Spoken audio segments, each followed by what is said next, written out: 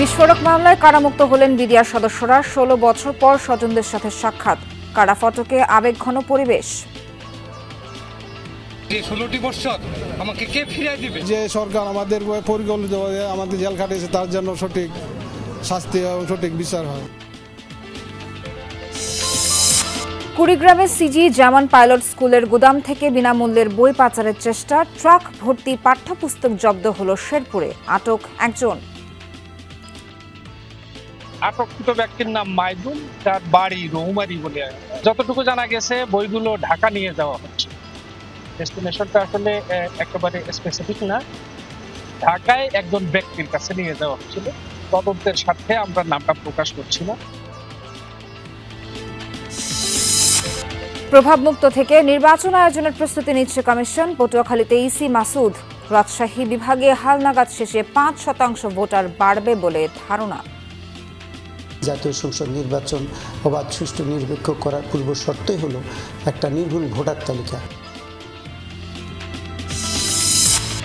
মিল্কভিটার গোখাদ্য কারখানা বন্ধ করে নিজ কোম্পানির পণ্য কিনতে বাধ্য করেন শেখ নাদির। কয়েকশো কোটি টাকা লুটপাট, মানহীন খাবারে মারা গেছে বহু গবাদি পশু। মিলভিটার খাবারটা আসলে মানটা ভালো, সেই খাবারের পরিবর্তে রুমি ফিডটা দিছিল, কিন্তু সেই ফিডটা আসলে ভালো না। রুমি ফিড যদি না খাওয়াই মিলভিটে দুধ নেয় না। প্রত্যেকটা ইনচার্জকে প্রেসার ক্রিয়েট করছিল তখন যে তার ফিডটা বিক্রি করে দেওয়া যায়। ১৭ কোটি টাকায় সংস্কারের ২.৫ বছরে খানাখন্দে ভরা খুলনা সাতক্ষীরা মহাসড়ক, দুর্ভোগ দুর্ঘটনা নিত্যসঙ্গী, ক্ষুব্ধ যাত্রী ও চালকরা। হাসপাতালের বেডে এখনো কাতরাচ্ছেন আন্দোলনে আহত চাঁদপুরের নজরুল। জুলাই ফাউন্ডেশনের লাখ টাকা সহায়তায় পুরোপুরি হয়নি চিকিৎসা, উদ্বিগ্ন পরিবার। সবচেয়ে বড় কথা হলো আমার একটা ছেলে আছে বা বাপ মা সবাই আছে, খানা দানা সংসারের খরচ, বড় ছেলে আমি আর কি।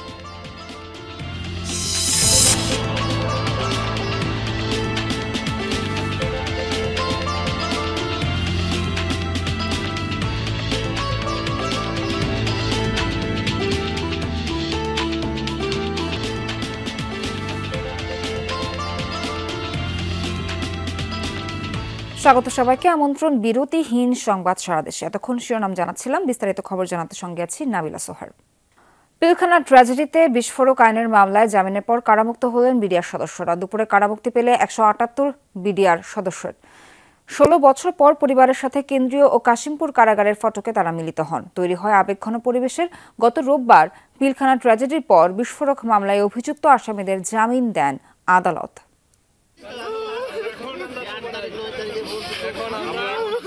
১৬ বছর সময়ের পরিক্রমায় ছোট্ট শিশু পা রাখে কৈশোরে, যুবক পরিণত হয় প্রৌঢ়ে। অথচ সুদীর্ঘ এই সময় কারাগারে ছিলেন তারা। অবশেষে মিলল মুক্তি। খোলা আকাশের নিচে স্বজনদের কাছে পেয়ে কান্নায় ভেঙে পড়েন বিডিআর সদস্যরা। জীবন থেকে 16টা বছর গেছে, কি রকম লাগবে? বিনা অপরাধে জেল কাটছি, বিনা অপরাধে জেল কাটছি 16টা বছর। আমরা যাতে হারানো সম্মানটা ফিরে পাই, তাহলে আমার বয়স 65, যে কদিন বেঁচে থাকবো গর্বের সাথে বলতে পারবো যে আমি নিরপরাধ ছিলাম। সকাল হতেই ফুলের মালা নিয়ে কেন্দ্রীয় এবং কাশিমপুর কারাগারের সামনে জড়ো হন পরিবারের সদস্যরা। কেউ এসেছেন সন্তানের জন্য, কেউ ভাই, আবার কেউ বাবার অপেক্ষায়। বন্দীদের মুক্তির পর সৃষ্টি হয় আবেগঘন পরিবেশের। দীর্ঘদিন যাবৎ জেল কাটছি, জানি না আমাদের বউ বাচ্চা নিয়ে যাতে আমাদের ভালোভাবে চলতে পারি, আমাদের যাতে চাকরিটা ফেরত দেয়। এর অনুভূতি আল্লাহ আজকে বাইর করছে। ছাত্রদের আজকে আমরা বাইর হয়েছি 16টি বছর, আমাকে কে ফিরিয়ে দিবে? কারাগারের দুর্বিষহ দিনগুলোর কথা ভেবে কান্নায় ভেঙে পড়েন কেউ কেউ। বিনা অপরাধে জীবনের সুবর্ণ সময় হারানোর পেছনে যারা জড়িত তাদের শাস্তিও দাবি করেন অনেকে। আমরা চাই এই যে সরকার আমাদের পরিকল্পিত আমাদের জেল খাটিয়েছে তার জন্য সঠিক শাস্তি এবং সঠিক বিচার হয়। আমার চাকরিটাই ছিল অবলম্বন, সেটা গেছে, বয়সটা গেছে, মা বাবার সেবা করতে পারেনি, কিছুই তো পারেনি, সবই তো শূন্য। কেরানীগঞ্জে ঢাকা কেন্দ্রীয় কারাগার থেকে ৪১ এবং কাশিমপুর কারাগার থেকে ১২৭ জন বিডিআর সদস্যকে মুক্তি দেওয়া হয়েছে। রাহিম সারোয়ার, যমুনা নিউজ। এই বিষয়ে আরো জানতে কাশিমপুর কারাগারের মূল ফটকের দিকে যেতে চাই। সেখানে আছেন আমাদের সহকর্মী হোসেন আলী বাবু। বাবু, আপনি তো বরাবরই আমাদেরকে সব তথ্য জানাচ্ছেন।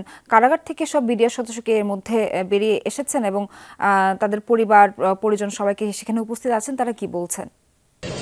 নাবিলা, আসলে এই যে কারাগার ফটকের সামনে আসলে বিডিআর হত্যা মামলা যারা রয়েছেন তারা তাদের পরিবারের ফটকের সামনে ভিড় করছেন। এর মধ্যে কিন্তু আসলে সকাল থেকেই এখন পর্যন্ত আসলে 126 জন কিন্তু বের হয়ে গিয়েছেন। এর মধ্যে আসলে দুপুর 1টার সময় আরো 10 জনের বেল অর্ডার এসেছে, সেটা কিন্তু আসলে এখনো যাচাই বাছাই হচ্ছে।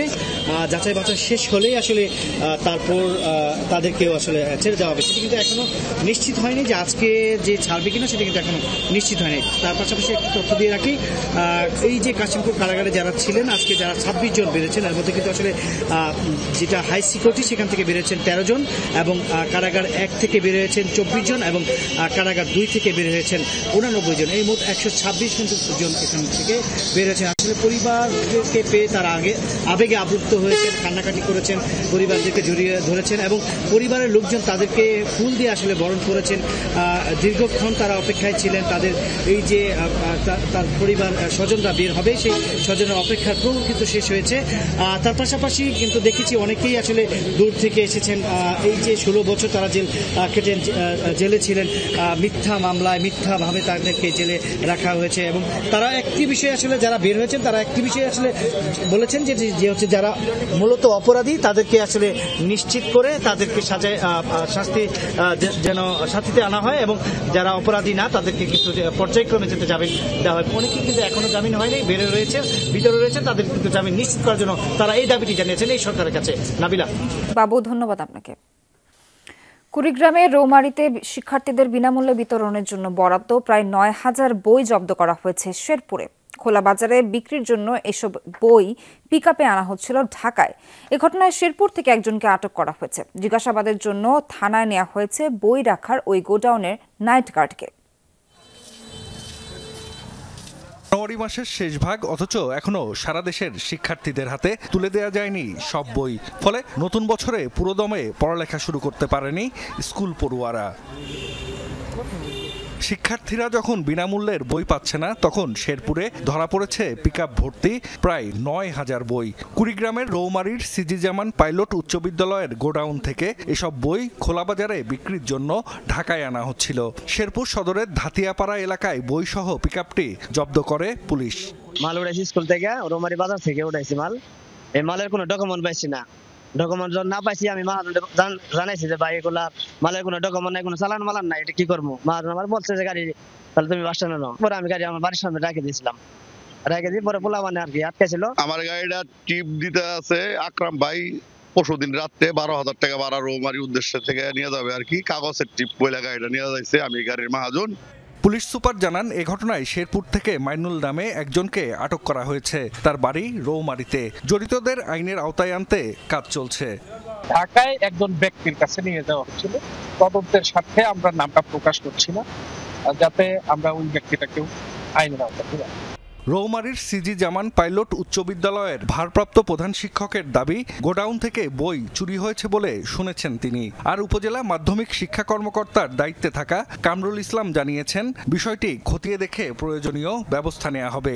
ওটা হলো আমাদের স্কুলের ওই যে পশ্চিম দিকের একটা ভবনে মাধ্যমিক স্যারের বইগুলো রাখছে, ওইখানে হলো সমস্ত দায়িত্ব হলো শিক্ষা অফিসের। কিছু বই পাচার হয়েছে সেটা আমিও শুনেছি আর কি। গোডাউনে চেক করে বই প্রাপ্তি এবং বিতরণের মধ্যে এবং আমাদের স্টকের মধ্যে যদি গরমিল থাকে তাহলে সেই অনুযায়ী ব্যবস্থা নেবে। বিনামূল্যের বই খোলা বাজারে বিক্রির জন্য পাচারের ঘটনায় ক্ষোভ জানিয়েছেন শিক্ষক ও অভিভাবকরা। বছরের শুরুতেই আমরা বই পাওয়ার কথা বাচ্চাদের জন্য, তো 1 মাস চলে যাইতেছে, আমরা 2-3টা বই পাইছি। এই ক্রান্তিকালেও এই যারা এই মাধ্যমিক পর্যায়ের বিভিন্ন স্তরের বইগুলো পাচার করতেছে তারা অমানুষ। জব্দকৃত বইগুলো 8ম থেকে 10ম শ্রেণীর। এসব বই নেওয়া হয়েছে সদর থানায়। জাহিদ হাসান, যমুনা নিউজ। দর্শক, এই বিষয়ে আরো জানাতে কুড়িগ্রাম থেকে যুক্ত হচ্ছেন সহকর্মী নাজমুল হোসেন। নাজমুল, বই পাচার কাণ্ড ধরা পড়ার পর প্রশাসন তদন্তের আশ্বাস দিয়েছে। পুরো বিষয়টি নিয়ে স্থানীয়রা আসলে কি বলছেন?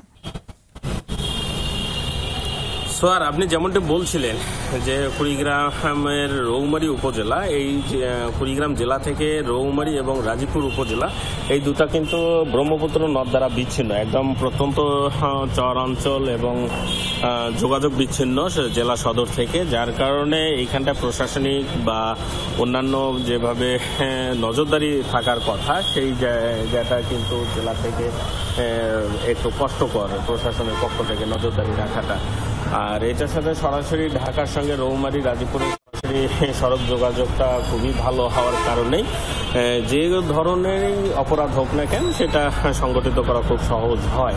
আর আইন শৃঙ্খলা বাহিনী বলি বা অন্যান্য বিভাগ যারা আছে প্রশাসনিক কর্মকর্তা বা আইন শৃঙ্খলা নজরদারি জেলা সদর থেকে এটা সুযোগটা কম থাকার কারণে তারা খুব সহজেই অপরাধগুলো সংগঠিত করে। আর কুড়িগ্রাম জেলা মাধ্যমিক শিক্ষা অফিসারের কাছে আমি বিষয়টি জানতে চেয়েছিলাম যে বই চুরির ঘটনা, তিনি যে বিষয়টি জানিয়েছেন শামসুল আলম জেলা মাধ্যমিক শিক্ষা অফিসার, তিনি বলেছেন আমরা বিষয়টি শুনেছি, তবে এখন পর্যন্ত এই জাতীয় কোনো তথ্য বা প্রমাণ তাদের কাছে আসেনি। তারা বিষয়টি তদন্ত করে এর সঙ্গে যারাই জড়িত থাকবে তাদেরকে আইনের আওতায় নিয়ে আসার একটা আশ্বাস দিয়েছেন। আর একটা বিষয় হচ্ছে রৌমারীতে উপজেলা মাধ্যমিক শিক্ষা কর্মকর্তা কামরুল হাসান উনি জানিয়েছেন এই বই চুরির ঘটনার যে বিষয়টি তারা জানতে পেরেছেন, তারা গোডাউনে তদন্ত করে গণনা করে যদি সত্যতা পায় সেই হিসাবে আইনানুগ ব্যবস্থা নেবে। আর এই ঘটনায় পুলিশ একজনকে জিজ্ঞাসাবাদ করার জন্য জামাল উদ্দিন নৈশপ্রহরী তাকে আটক করেছে। সোহার, বই পাচারকাণ্ড নিয়ে সবশেষ জানাচ্ছিলেন সহকর্মী নাজমুল হোসেন। নাজমুল, ধন্যবাদ আপনাকে। প্রভাবমুক্ত থেকে জাতিকে সুষ্ঠু ও গ্রহণযোগ্য নির্বাচন উপহার দিতে কাজ করছে কমিশন, জানিয়েছেন নির্বাচন কমিশনার আব্দুর রহমান আল মাসুদ। সকালে পটুয়াখালীতে ভোটার তালিকা হালনাগাদ উপলক্ষে আয়োজিত মতবিনিময় সভায় অংশ নেন তিনি। নির্বাচন কমিশনার বলেন, স্থানীয় সরকার নির্বাচন নিয়ে এখন ভাবছে না কমিশন। প্রধান উপদেষ্টার ঘোষিত সময়সূচি অনুযায়ী জাতীয় নির্বাচনের প্রস্তুতি চলছে, ব্যালটে নেওয়া হবে ভোট। প্রভাবমুক্ত থেকেই কাজ করছেন বলেও জানান আব্দুর রহমান আল মাসুদ। সভায় স্থানীয় নির্বাচন কর্মকর্তা সহ গণমাধ্যম কর্মীরা উপস্থিত ছিলেন। আমরা সুষ্ঠু এবং গ্রহণযোগ্য নির্বাচন করার জন্য নির্বাচন কমিশনারের একটা সাংবিধানিক দায়িত্ব, সেই দায়িত্ব আমরা অটল আছি। রাজশাহী বিভাগে বাড়ি বাড়ি গিয়ে ভোটার তালিকা হালনাগাদের জন্য তথ্য সংগ্রহ শুরু হয়েছে। নির্বাচন কমিশন অফিসের দায়িত্বরত তথ্য সহকারী ও সুপারভাইজাররা ভোটার তালিকায় নাম অন্তর্ভুক্ত ও বাদ দেওয়ার জন্য নির্ধারিত ফর্ম পূরণ সহ প্রয়োজনীয় নথি সংগ্রহ করছেন। স্থানীয় নির্বাচন অফিসের ধারণা, তালিকা হালনাগাদের পর বিভাগের ৮ জেলার ৬৯টি উপজেলায় প্রায় ৫% ভোটার বৃদ্ধি পেতে পারে। রাজশাহী বিভাগে পাড়া মহল্লায় বাড়ি বাড়ি গিয়ে চলছে ভোটার তালিকা হালনাগাদের কার্যক্রম। ২০ জানুয়ারি থেকে এই কার্যক্রম শুরু হয়েছে, চলবে আগামী ৩ ফেব্রুয়ারি পর্যন্ত। এরপর ভোটার নিবন্ধন শুরু হবে ৫ ফেব্রুয়ারি, যা চলবে এপ্রিলের ১১ তারিখ পর্যন্ত। ২০০৮ সালের ১ জানুয়ারি বা তার আগে জন্ম নেয়া নাগরিকরা ভোটার তালিকায় এখন অন্তর্ভুক্ত হতে পারবেন। কাউন্সিলর কাজ দিতে গেলে অনেক হয়রানি হতে হয়, সেটা আমাদেরকে হচ্ছে না, বাসায় এসে করে নিয়ে যাচ্ছে। ভালো লাগছে, কাগজপত্র দিলাম, জন্ম নিবন্ধনের কার্ড, সার্টিফিকেট সব বাড়ি বাড়ি করে নিয়েছে, এর জন্য খুব ভালো লাগছে। যারা মারা গেছেন তাদের ভোটার তালিকা থেকে বাদ দেওয়া হবে। নির্বাচন কমিশন অফিসের দায়িত্বরত ৮৫৮৩ জন জনবল নিয়ে রাজশাহী বিভাগে এই কাজ শুরু হয়েছে। এই কাজে সাড়াও মিলছে ভালো। এখানে আমি এসে ভালো রেসপন্স পাচ্ছি এবং সবার আগ্রহটাও খুব ভালো। যারা নতুন ভোটার তার আগ্রহ হচ্ছে খুব বেশি, আর যারা মারা গেছে তাদেরও ফর্ম অনেকটাই আমার হয়ে গেছে কালকে একদিনে নেমে। যাদের ভোটার তালিকায় নাম স্থানান্তরের প্রয়োজন তারা নির্বাচন অফিসে এসে আবেদন করতে পারবেন। আগামী জাতীয় সংসদ নির্বাচনকে সামনে রেখে একটি নির্ভুল ভোটার তালিকা তৈরির লক্ষ্য নির্বাচন অফিসের। তাদের ধারণা, হালনাগাদের কাজ শেষ হলে এবার ৫% নতুন ভোটার বাড়বে। জাতীয় সংসদ নির্বাচন অবাধ, সুষ্ঠু, নিরপেক্ষ করার পূর্ব শর্তই হলো একটা নির্ভুল ভোটার তালিকা। এবারে ব্যতিক্রম সকল পর্যায়ে কর্মকর্তারা ফিল্ডে এই কার্যক্রমটা দেখভাল করতেছে। আর এখন প্রযুক্তির জন্য আমাদের জিনিসটা আরও মনিটরিং ভালো হচ্ছে। 2024 সালের হিসেব অনুযায়ী রাজশাহী বিভাগে মোট ভোটার সংখ্যা 1,57,12,921 জন, যাদের মধ্যে নারী ভোটার সংখ্যা 78,18,700 জন এবং পুরুষের সংখ্যা 78,94,105 জন। এছাড়া তৃতীয় লিঙ্গের ভোটার রয়েছে 116 জন। তারেক মাহমুদ, যমুনা নিউজ, রাজশাহী। নিজ কোম্পানির গোখাদ্য বিক্রি করতে উৎপাদনমুখী রাষ্ট্রায়ত্ত ফিড কারখানা বন্ধ করে দেওয়ার অভিযোগ উঠেছে মিল্কফিডের সদ্য সাবেক চেয়ারম্যান শেখ নাদির হোসেনের বিরুদ্ধে। মানহীন খাদ্যে অসুস্থ আর মৃত শত শত গবাদি পশু। 10 বছরে সাবেক চেয়ারম্যান ও অসাধু কর্মকর্তারা পকেটে পুড়েছেন লুটপাটের শত শত কোটি টাকা। গোলাম মোস্তফা রুবেলের তথ্য ছবিতে 3 পর্ব ধারাবাহিকের দ্বিতীয়টি আজ। গরুর জন্য দানাদার সুষম খাবার নিশ্চিত করতে 2014 সালে 27 কোটি টাকা ব্যয়ে সিরাজগঞ্জের উল্লাপাড়ায় প্রতিষ্ঠা হয় মিল্কভিটা গোখাদ্য কারখানা। বলা হয়েছিল সমিতির সদস্যদের সহায়তায় অলাভজনক উদ্দেশ্যে মিলটি পরিচালিত হবে, যেখানে খামার মালিকরা গোখাদ্য কিনতে পারবেন স্বল্প দামে। মানসম্পন্ন হওয়ায় অল্প সময়ে জনপ্রিয়তা পায় এই পুষ্টিকর খাদ্য প্রকল্প। কিন্তু নীতিগত বাধা আর কারিগরি ত্রুটি দেখিয়ে 2016 সালে মিলটি বন্ধ করে দেন তৎকালীন চেয়ারম্যান শেখ নাদির হোসেন লিপু। নীতিগত সিদ্ধান্তের কারণে ওটা বন্ধ আছে। তাছাড়া টেকনিক্যাল যে সমস্যা, এটা খুব একটা মেজর সমস্যা বলে এটা খুব ছোট একটাই সমস্যা। আইনের তোয়াক্কা না করে মিলটি বন্ধের পাশাপাশি বিশেষ একটি কোম্পানির গোখাদ্য বিক্রি করতে বাধ্য করা হয় কর্মচারীদের। উনি একটা ফিড নিয়ে আসছিলেন, রুমি ফিড নামে একটা ফিড, নিজস্ব ফ্যাক্টরি। এই রুমি ফিডটা এখানে মার্কেটিং করছেন উনি। এখানে মার্কেটিং করার কারণে আমাদের ফিডটা নিরুৎসাহিত করা হয়েছে, খামারিদের মধ্যে নিরুৎসাহিত করা হয়েছে। এমনকি এই ফিডটা যাতে খামারিদের মধ্যে সরবরাহ বেশি হয়, এর জন্য আমাদের কিছু অফিসারকেও ব্যবহার করা হয়েছে। মিলভিটার খাবারটা আসলে মানটা ভালো, এটা আমরা 2-3 বছর পাইছিলাম, তারপরে পাওয়ার পরে আমরা সেই খাবারটা আর পাই নাই। তারা সেই খাবারের পরিবর্তে রুমি ফিডটা দিছিল, কিন্তু সেই ফিডটা আসলে ভালো না। রুমি ফিড যদি না খাওয়াই মিলভিটে দুধ নেয় না। খামারিদের অভিযোগ, চড়া দামে নিম্নমানের খাদ্য কিনতে বাধ্য করে মিল্কভিটা। এই খাবার খেয়ে অসুস্থ হয়ে পড়ে গরুগুলো, কমে যায় দুধের উৎপাদন। ঘটনার প্রতিবাদ করে লিপুর রোশানলে পড়তে হয়েছে খামারি আর কর্মচারীদের। চিলিং প্লান্ট যেগুলো ছিল পেরিফেরিতে, প্রত্যেকটা ইনচার্জকে প্রেশার ক্রিয়েট করছিল তখন যে তার ফিডটা বিক্রি করে দেওয়ার জন্য। দিলে ট্রান্সফার এখানে ওখানে ঘুরাইছে, যেমন আমাদেরকে, তখন আমরা বাধ্য হয়েছি যে তার সাথে কাজ করার জন্য। সর্বশেষ এখানে 6.5 কোটি টাকার ফান্ড ছিল, ওখান থেকে 3টা চিঠির মাধ্যমে 6.5 কোটি টাকা প্রধান কার্যালয়ে নিয়ে গেছে। অবিলম্বে গোখাদ্য মিলটি চালুর পাশাপাশি সাবেক চেয়ারম্যানের দুর্নীতির তদন্ত শুরু করার আশ্বাস দিলেন অন্তর্বর্তী সভাপতি। দুর্নীতির যে বিষয়গুলি আছে ওগুলি তদন্ত হচ্ছে, আশা করি এটা উন্মোচিত হবে। আমরা 15 দিনের মধ্যে এই গোখাদ্য কারখানা চালু করব। বাঘাবাড়িতে শত শত কোটি টাকা ব্যয়ে পাউডার মিল্ক প্রকল্প নেওয়া হয় নাদির হোসেনের মেয়াদকালে। প্রকল্প শেষে বরাদ্দ তুলে নেওয়া হলেও কেন চালু করা যায়নি প্ল্যান্টটি, তার বিস্তারিত থাকছে আগামী পর্বে। আমিন বাবু, যমুনা নিউজ।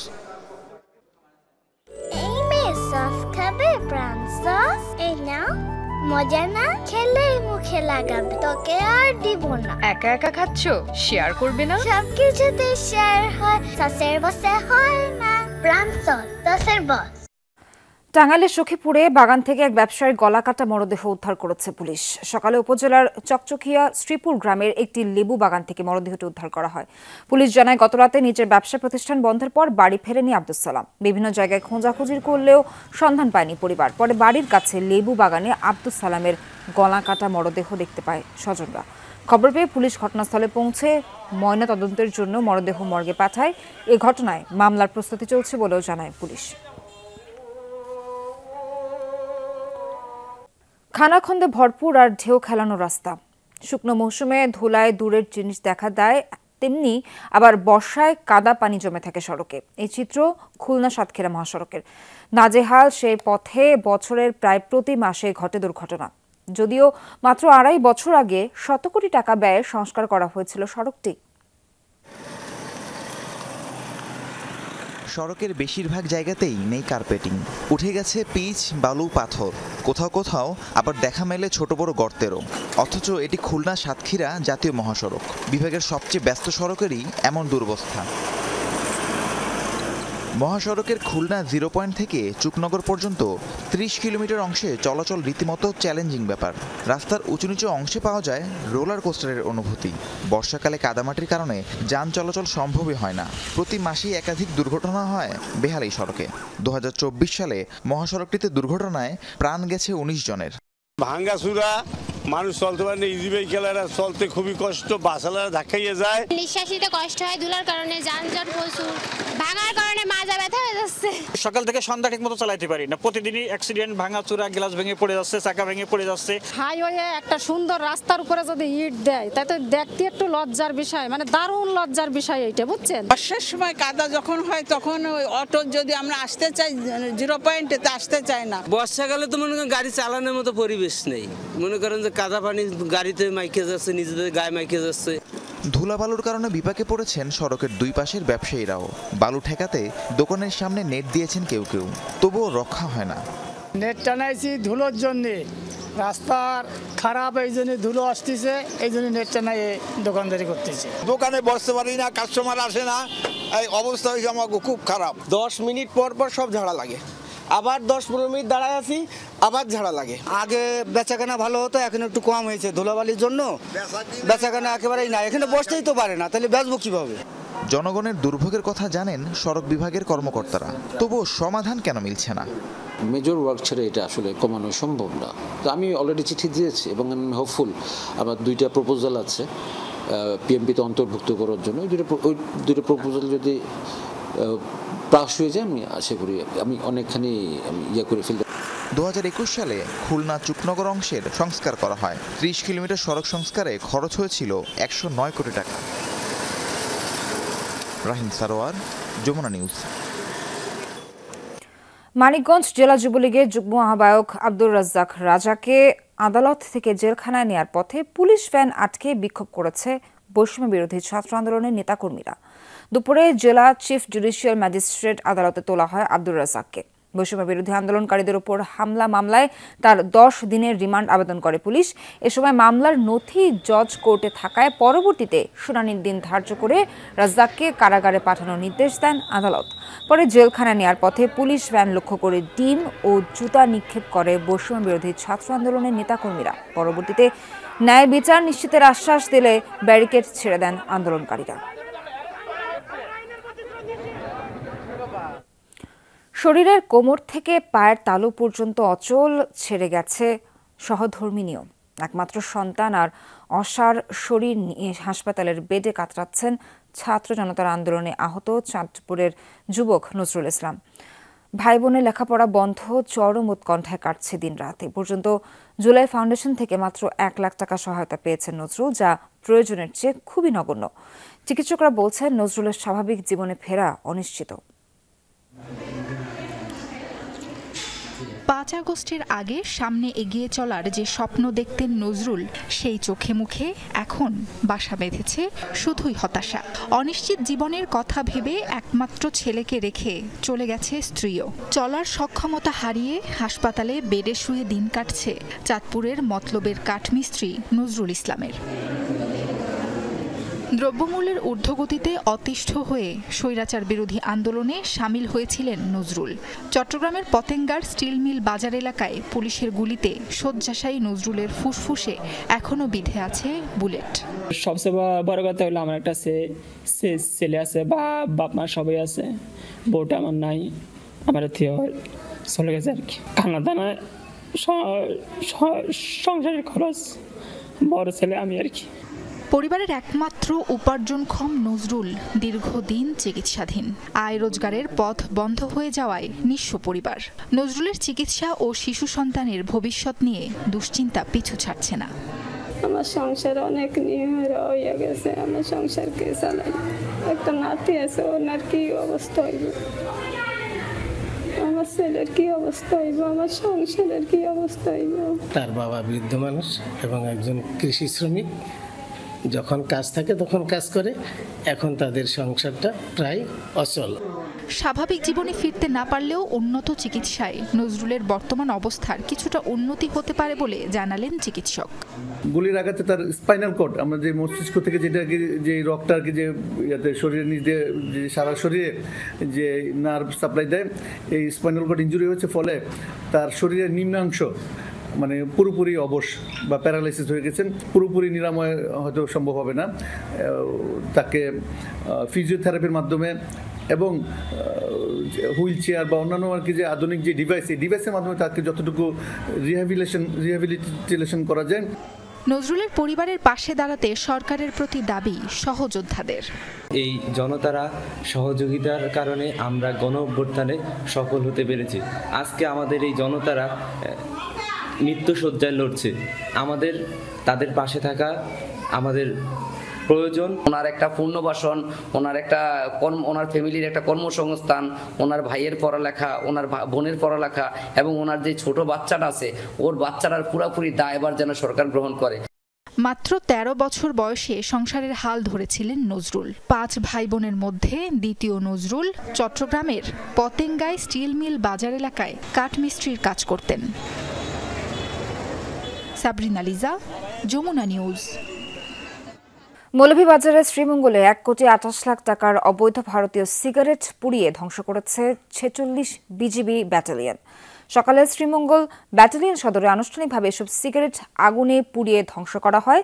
বিজিবি জানায় 2022 সালের 21 আগস্ট থেকে 24 সালের 9 ডিসেম্বর পর্যন্ত সব সিগারেট জব্দ করা হয়। সময় 46 বিজিবির অধিনায়ক lieutenant colonel ASM Zakaria, customs excise ও ভ্যাট কমিশনারেট সিলেটের উপকমিশনার প্রভাত কুমার সিং সহ বিভিন্ন দফতরের কর্মকর্তারা উপস্থিত ছিলেন। প্রকল্পের জনবল দিয়েই চলছে রাজবাড়ীর কালুখালী উপজেলা প্রাণী সম্পদ দপ্তর ও ভেটেরিনারি হাসপাতাল। এই হাসপাতালের 9 পদের 7টি শূন্য, ফলে ভোগান্তিতে পড়েছেন এলাকার মানুষ। সংকট কাটিয়ে সেবার মান বাড়ানোর দাবি ভুক্তভোগীদের। কৃষি নির্ভর কালুখালী উপজেলার কৃষকের অন্যতম অবলম্বন গৃহপালিত প্রাণী। উপজেলা প্রাণী সম্পদ অফিসের হিসাবে কয়েক লাখ গরু ছাগলের পাশাপাশি রয়েছে হাঁস মুরগির খামার। এইসব প্রাণীদের স্বাস্থ্য সুরক্ষায় রাজবাড়ীর কালুখালীতেও রয়েছে ভেটেরিনারি হাসপাতাল। কিন্তু জনবল সংকটে ধুঁকছে পশু পাখির সেবা কার্যক্রম।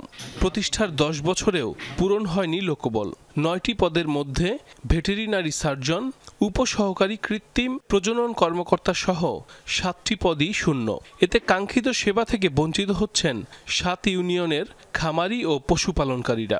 এখানে আরো কয়েকজন ডাক্তারের দরকার, ওনাদের লোক সংখ্যা কম, এখানে আমরা সেবা একটু কম পাই। তারা থাকে না, অনেক সময় যে ছাগল বেরিয়ে নিয়ে আসি, অনেক সময় দেখা যায় যে লোকজন নিয়ে আসার কারণে যে বোঝা দেখা যায় যে অনেক সময় বসে থাকা লাগে।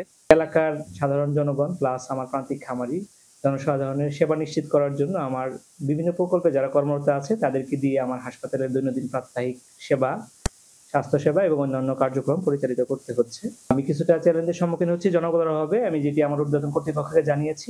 শূন্য পদে লোকবল নিয়োগের জন্য ঊর্ধ্বতন কর্মকর্তাদের দিকে তাকিয়ে জেলা অফিসার পরিচালক ঢাকা বিভাগ মহোদয় এখানে পরিদর্শন করে গেছেন, তিনিও বিষয়টা অবগত আছেন। সিএসএফ নিয়োগে হবে, সে তখন ভেটেরিনারি সার্জনের পদটা আসামে সেটা পূরণ করতেই পারবে।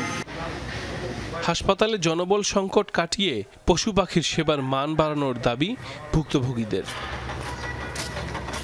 সাইফ আহমেদ, যমুনা নিউজ। দর্শক, শেষ করছি বিরতিহীন সংবাদ সারা দেশ।